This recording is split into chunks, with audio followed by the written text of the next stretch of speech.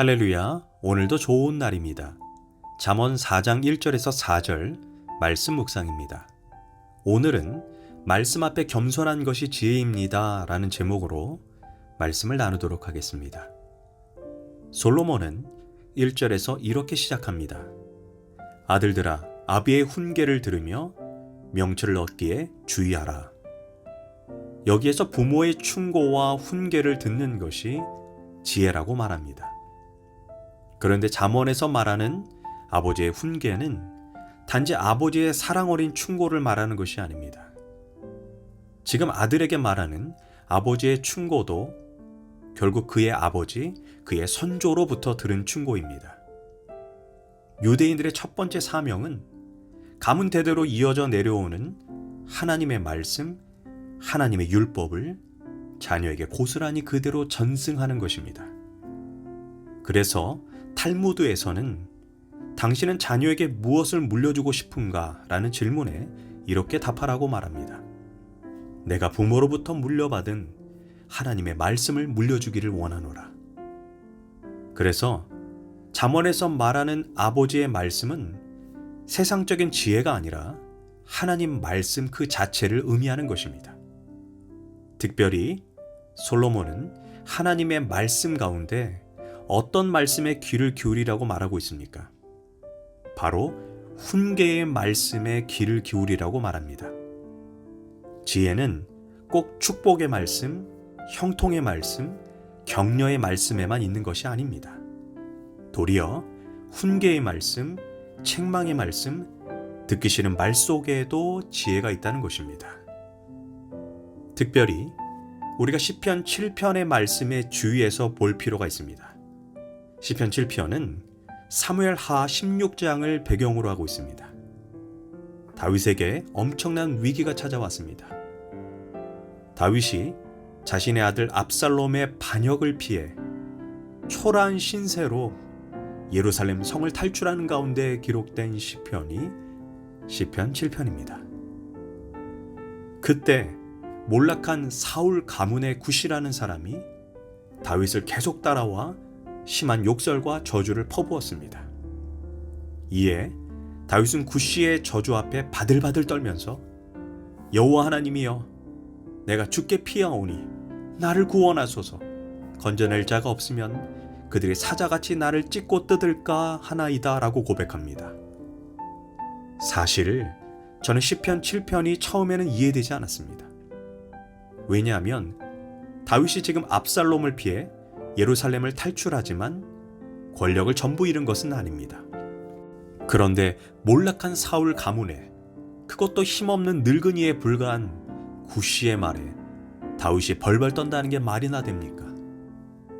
과거의 다윗은 구척장신 골리앗 앞에서도 매우 당당했던 인물이 아니었습니까?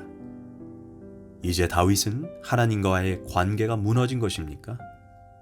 하지만 그렇지 않다는 것을 우리는 금세 알게 됩니다.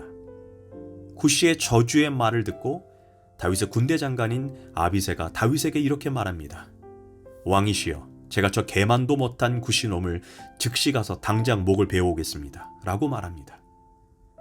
그때 다윗은 군대 장관 아비새에게 아니다, 하나님께서 만약 굿시를 통해 나를 책망하고 저주하고 계신다면 누가 감히 그것을 막을 수 있겠느냐 라고 말합니다. 다윗은 굿시 때문이 아닌 바로 하나님 때문에 벌벌 떨고 있었던 것입니다. 하나님이 혹시 굿시를 통해 나를 책망하실 말씀이 있다면 그는 이 밤에 하나님의 대언자로 지금 서 있다는 것입니다. 그래서 굿시의 저주와 책망은 내가 들어야 할 하나님의 음성일 수 있다는 것입니다. 이처럼 다윗은 하나님이 자신과 함께 하시면 능히 골리앗 앞에서도 당당하지만 반대로 하나님이 함께 하시지 않으면 힘없는 늙은이에 불과한 굿시 앞에서도 그는 벌벌 떠는 존재라는 것입니다. 이런 태도 때문에 하나님이 다윗을 사랑한 것입니다. 그뿐 아니라 이후에 밧세바와의 간음 사건에서도 나단 선지자의 책망을 듣자 다윗은 즉시 어떤 핑계도 대지 않고 무릎을 꿇고 회개했습니다. 사실 왕이 사람들이 있는 곳에서 선지자의 부끄러운 책망을 받아들이는 것은 결코 쉬운 일이 아닙니다.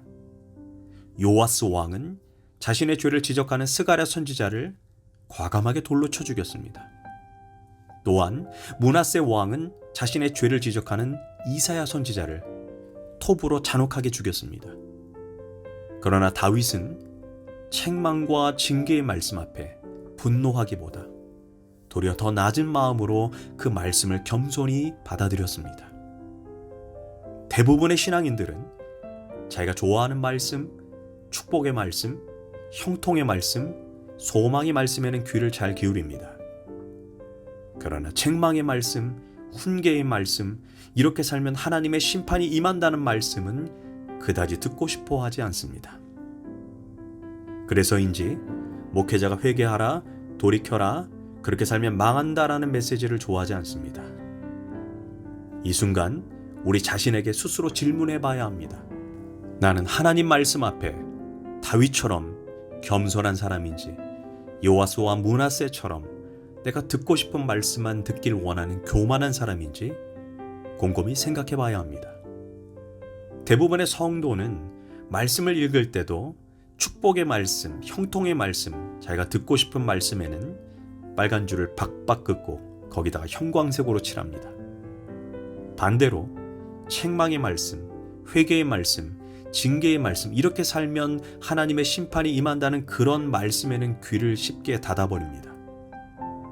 어쩌면 하나님께서 말씀을 통해 내가 회개하고 돌이키기를 원하셔서 내 눈에 징계의 말씀, 회개의 말씀을 주고 계신데, 혹시 나는 축복의 말씀, 형통의 말씀만 찾으려고 혈안되어 있지 않습니까? 만약 우리가 하나님의 책망의 말씀 앞에 거역하는 마음, 대적하는 마음이 역사한다면 우리는 심판대 앞에서 그 말씀에 대한 대가를 처절하게 치루어야 할 것입니다. 그래서 우리는 항시 말씀 앞에 겸손해야 합니다. 만약 다윗이 내가 힘이 있다고 쓴소리하는 굿시를 단번에 짓밟아 버렸다면 물론 자존심은 지켰을 것입니다. 하지만 하나님의 임재는 다윗을 떠났을 것입니다. 이 시대를 살고 있는 신앙인들은 말씀 앞에 겸손한 다윗의 마음을 배워야 합니다. 성경은 말합니다. 진실로 너에게 이르노니 천지가 없어지기 전에 율법은 1.1획도 없어지지 않고 반드시 다 이루어질 것이다 라고 했습니다. 이 말씀 속에는 축복의 말씀, 형통의 말씀뿐 아니라 이렇게 살면 저주와 심판이 임한다는 말씀도 반드시 때가 되면 내 삶에 성취된다는 것을 잊지 말아야 합니다. 그래서 지혜는 항시 말씀 앞에 겸손한 것입니다. 기도하겠습니다. 하나님, 축복의 말씀뿐 아니라 이렇게 살면 하나님의 심판이 임한다는 그 훈계의 말씀 앞에서도 겸손할 수 있는 지혜로운 마음을 내게 부어주시옵소서.